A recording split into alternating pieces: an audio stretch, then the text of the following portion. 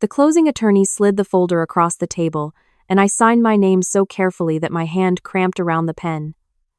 She smiled and said, "Congratulations. It's all yours." I didn't cry. I didn't jump up or take a selfie. I just sat there for a moment, staring at the ink drying on the page, thinking about every 12-hour shift, every missed holiday, every lonely apartment in a city where I barely knew anyone. 5 years of travel nursing had given me a lot of things: thick skin, a good savings account, and zero tolerance for anyone who thought my hard work was theirs to spend. I folded my copy of the deed, slipped it into my bag, and walked out into the parking lot feeling lighter than I had in years. I didn't tell my family, not my mother, not my aunt, and definitely not my brother. People who grew up in functional households don't always understand why someone would buy a house and keep it secret. They hear that and assume it means you're ashamed, or that you're hiding something wrong. But shame had nothing to do with it. I kept quiet because I had watched what happened the last time I achieved something worth celebrating. When I finished nursing school, my brother turned the announcement into a conversation about why I should move back home and help cover the bills. When I landed my first travel contract in Denver, my mother cried not happy tears and said I was abandoning the family. Every good thing I ever did somehow became a negotiation, so I learned to close the curtain before the show started. My brother had always operated this way. He was 2 years older and had been handed a softer version of every hard situation our family faced.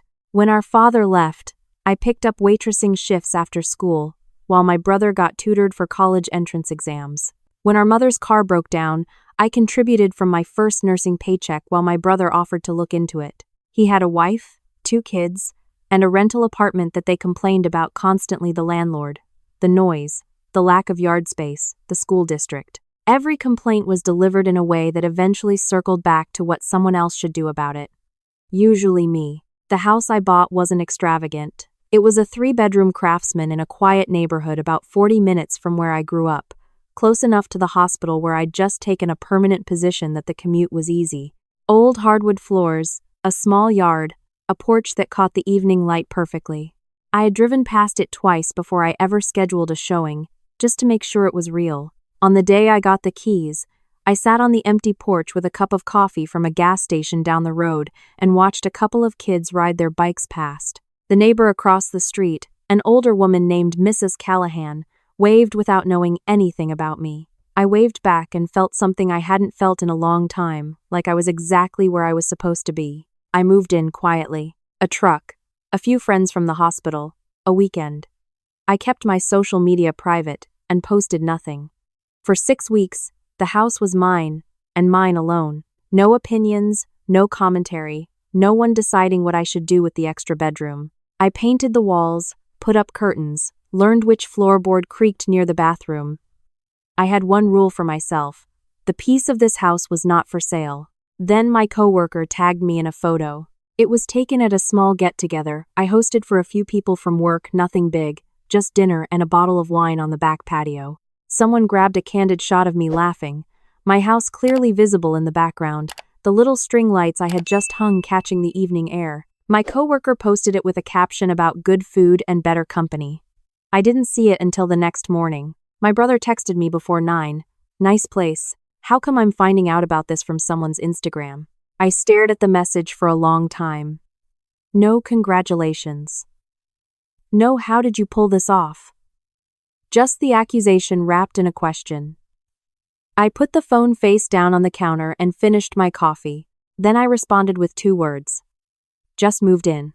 He sent back a string of messages. When can we see it? The kids would love a yard. We've been looking for something bigger. Can we come by this weekend? Each one arriving before I had time to answer the last. Like he was trying to flood the gates before I could close them. I let him visit. I know now how that sounds, but I want to be honest about why.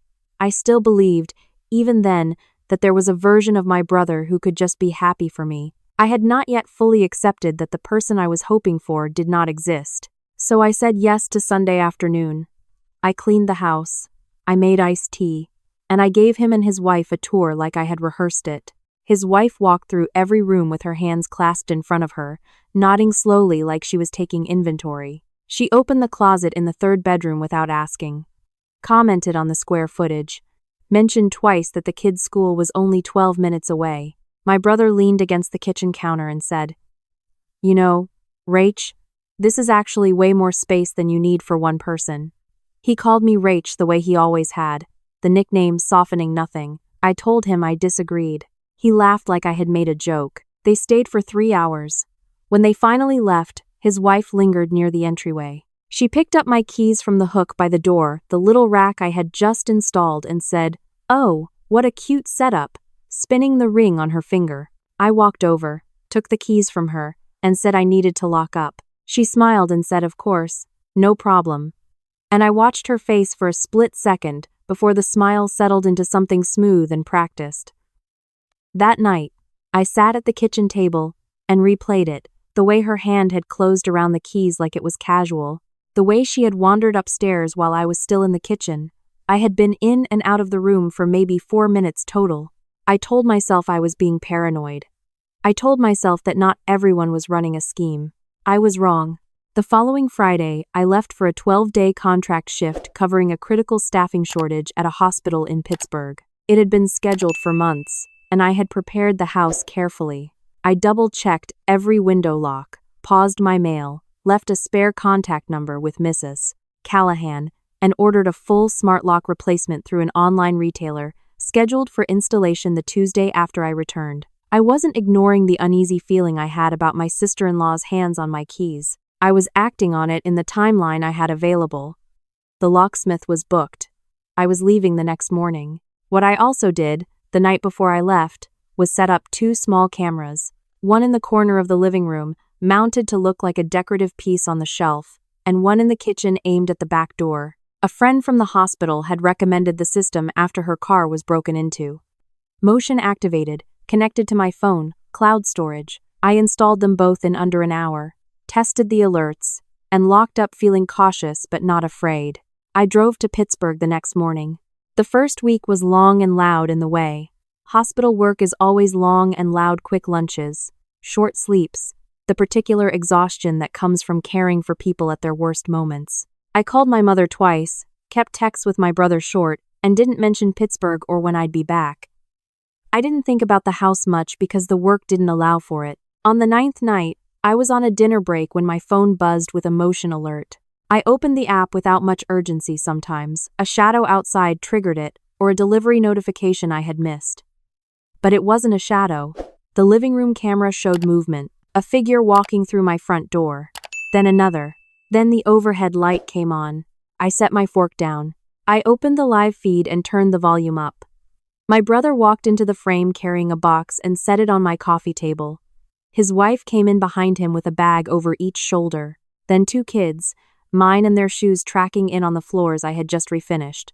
My brother looked around the living room like a man taking possession of something he had been waiting for. He opened the cabinet where I kept extra blankets, pulled one out, and tossed it onto my couch. His wife went directly to the kitchen. I could hear cabinet doors opening. I could hear my refrigerator. I put the phone down flat on the table and pressed both palms against the cool surface, breathing the way I'd learned to breathe in the middle of a crisis. Slow in, slow out, don't let the adrenaline make the decision.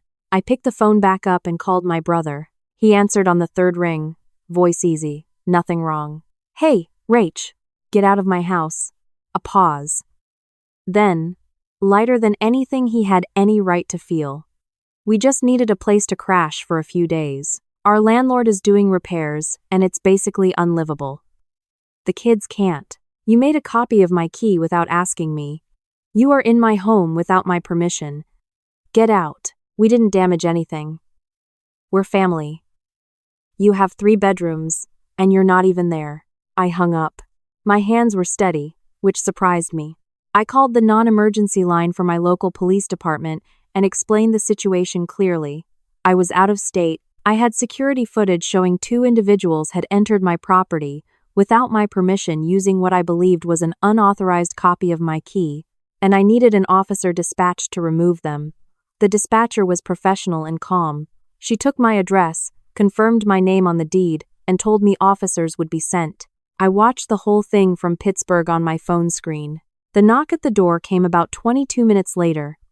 I could see the porch light activate on the exterior camera. My brother opened the door and I watched his posture change. The easy confidence he'd walked in with went rigid. His wife appeared behind him.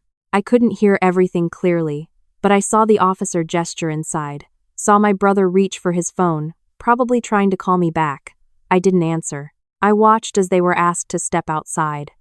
I watched as the kids, confused and sleepy, were guided to the porch. I watched as my brother pointed at the street, argued something I couldn't make out, then dropped his head and walked toward his car. I sat in the hospital break room for another 10 minutes after the camera showed the house empty and locked again. Then I went back to work, finished my shift, and cried in the car on the way back to the hotel. Not because I felt guilty. I want to be clear about that. I cried because it had finally happened, the thing I had been bracing for without admitting I was bracing for it, and because being right about someone you love is its own kind of loss. I cut the Pittsburgh contract short by 2 days and drove home. My brother called 11 times before I crossed into my home state. My mother called 4. I let everyone go to voicemail and listened to them in sequence when I pulled into my driveway, sitting in the car with the engine off. My brother's first messages were defensive. We had nowhere to go. You weren't using the space. You overreacted calling the police on family. By the 6th or 7th, the tone had shifted. Do you realize what you've done? The kids saw that. How is that okay? My mother's messages were quieter and somehow harder to hear. She said she didn't understand me anymore. She said she had raised us to take care of each other. I sat with those words for a minute. Then I got out of the car, unlocked the front door with the key that was still mine, and walked through every room. They had been there 9 days earlier, not long enough to truly settle in, but long enough to make their presence known. A toothbrush in the upstairs bathroom, cereal in my cabinet that I didn't own, a set of my spare towels moved to the guest bathroom, folded the wrong way. My decanter had been used. The blanket from my cabinet was balled up on the couch. In the third bedroom, one of the kids had left a stuffed animal on the bed, small and worn and sitting there in the middle of my pillow like punctuation. I put everything that wasn't mine in a bag and set it by the back door. Then I called the locksmith and moved the appointment up to the next morning. Every lock, every door, new deadbolts, reinforced plates on both entry doors, and I asked about the kind of door handle locks that required a code instead of a key. He installed those on the front and back. When he was done, I walked through and tested each one. The click of new hardware settling into place felt like something sealing shut. Mrs. Callahan came over that afternoon with a plate of cookies and the particular calm of someone who has lived long enough to have seen every version of family drama. She didn't ask for the whole story. She just sat at my kitchen table and said, I noticed the lights, couple nights ago, didn't look right. I told her what had happened. She listened without interrupting, which was one of the kindest things anyone had done for me in a while. When I finished, she said, You did the right thing. This is your house. You don't have to explain that to anyone. The fallout came in waves. My brother texted me a formal-sounding message. I knew his wife had written it, stating that they had not intended to trespass, that they had simply been in a crisis, and that pressing charges would be a severe overreaction to a family misunderstanding. I saved the message. I also saved all 11 voicemails, the camera footage, and the police report number in a folder on my phone labeled simply documentation. An aunt called to tell me I was breaking up the family. I asked her if she would be comfortable with someone walking into her home without permission while she was in another state. She said that was different. I asked how, exactly. She changed the subject. A cousin I hadn't spoken to in 2 years sent me a long message about forgiveness and how I was going to regret this someday. I read it once and archived it without responding. I wasn't angry at my cousin. I understood that she was operating from a version of the story my brother had told her, one in which he had made an innocent mistake, and I had responded with a nuclear option. In that version, I was the difficult one. I had always been the difficult one when the easier option was to keep giving. My mother called again, and this time I answered. She was crying, which made my chest tight even though I had prepared for it. She said she didn't know where things had gone so wrong. I told her, as evenly as I could, that I had worked 5 years away from home, lived out of suitcases in cities where I knew nobody, saved every extra dollar I could, and bought a house on my own with no help from anyone. I told her that my brother had used a copied key to enter that house without my permission, brought his family there without asking, and acted like it was his right. I told her I had not called the police in anger or spite. I had called the police because they were in my home, and I was in Pittsburgh, and I had no other option. My mother was quiet for a moment. Then she said, "He just needed help." "I know," I said. "But that doesn't make what he did okay." She didn't have an answer for that. We stayed on the line for a few more seconds, and then she said she needed to go, and she hung up. I sat with the dial tone for longer than made sense. Work helped. It always did. There is something grounding about spending your days in a place where the problems are concrete, and the solutions, when you can find them, mean something immediate. My coworkers didn't know the full story, but they knew something had happened. And they did what hospital people do: they left food in the break room and didn't push. The woman who had tagged me in the photo apologized repeatedly, even though I had told her it wasn't her fault. I meant it. She wasn't the one who had done this. About 3 weeks after everything, my brother showed up at my house. I saw him on the camera before he knocked. He stood on the porch for almost a minute, hands in his jacket pockets, looking at the new door handle like he was registering what it meant. Then he knocked. I let him stand there for a moment before I opened the door. He looked tired.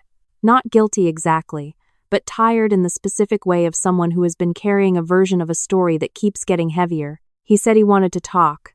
I told him he had 5 minutes. I didn't step aside to let him in. We stood in the doorway, and I watched his face work through several things before he found the words. He said he was sorry. He said he knew what he had done was wrong and that he had been telling himself it wasn't because he didn't know how to admit it. He said his wife had suggested it, that they were desperate, that he had let her convince him I wouldn't mind because I wasn't even there. He said the look on his kids' faces when the police showed up was something he was going to carry for a long time. I listened to all of it. Then I said, "I know you're sorry, and I need you to understand something. I spent years making myself smaller so that the family wouldn't call me selfish. I sent money when I had it. I covered things when you asked. I never once asked for any of it back. But this house is the one thing I did entirely for myself, and you walked into it like you had a right to, because you thought my silence meant I owed you." He didn't argue. That surprised me. I told him I wasn't ready to move forward yet. I told him I didn't know what our relationship would look like going forward, but that I needed time and space before I could figure that out. I told him that I was not going to pretend the thing he had done was minor just to make the family more comfortable. He nodded slowly. He said he understood. He said he was going to try to be better. I told him I hoped he meant it. When he left, I stood at the window and watched his car pull away from the curb. I didn't feel the rush of relief I thought I would. What I felt was quieter than that, not peace exactly, but the solid weight of something settled, like a foundation after the concrete has cured. Not beautiful yet, but load-bearing. I called Mrs. Callahan and asked if she wanted to come over for dinner. She brought a bottle of wine, she said, had been waiting for a good occasion. We sat on the back porch while the evening came in, and she told me about the house she had bought on her own in 1987, the year her first marriage ended, and she decided she was done asking permission to take up space. I listened to that story the way I would have listened to my grandmother if my grandmother had been the kind of person who told the truth. I thought about all the years I had worked the overnight shifts in hospitals where I knew no one, eating vending machine dinners and driving home in the dark to apartments that never felt like mine. I thought about the specific sadness of spending holidays on shift because you don't have a place to bring people to. I thought about all the times I had helped my family from a distance, and felt the gratitude last about 3 days before the next request arrived. And I thought about my brother's face in the doorway. Not the face from the camera footage, the one that had walked so easily through my front door carrying a box, but the face from today. Tired, a little ashamed, not entirely lost. I didn't know what we would become. Some things, once broken, take on a different shape when they're put back together, and that shape isn't always worse, it's just different. More honest, maybe, less willing to absorb the weight of things that were never mine to carry. What I knew for certain was this. I was sitting on my own back porch, in the house I had bought with my own money, with a neighbor who had become a friend, watching the sky go dark over a yard that belonged to me. Nobody was going to walk through that door without being invited. Nobody was going to stand in my kitchen and calculate what I owed them. Nobody was going to turn my name on a deed into someone else's permission slip. For the first time in longer than I could account for, the quiet wasn't something I had to defend. It was just mine. I topped off Mrs. Callahan's glass and she said something about the stars coming out, and I looked up and saw she was right. They were, slowly, one by one, the way good things usually arrive, not all at once, just steadily, if you hold still long enough to notice. I had learned to hold still. That was enough for tonight. Tomorrow I would still have a brother who had to earn back my trust, a mother who didn't fully understand me, an extended family full of people who preferred their version of the story. None of that had been resolved by what happened, and I wasn't naive enough to think it would be, but I had stopped waiting for people who didn't respect my boundaries to grant me permission to draw them. I had stopped shrinking so that no one would call me selfish. I had bought this house the same way I had survived everything else, quietly, steadily. One decision at a time, and I intended to live in it the same way. When Mrs. Callahan finally said goodnight and walked across the street, I locked the back door behind me and stood in my kitchen in the dark for a moment, listening to the sound of the house settling, that particular creak near the pantry, the low hum of the refrigerator, the neighborhood going quiet, one car at a time. I had 4 walls and a locked door and a camera that blinked green in the corner of the living room. I had a neighbor who waved from her porch without needing to know my whole story. I had documentation and a signed deed and a folder on my phone that proved I hadn't imagined any of it. And for once, for the first time in a long time, I had nothing left to prove to anyone. That was more than enough. That was everything.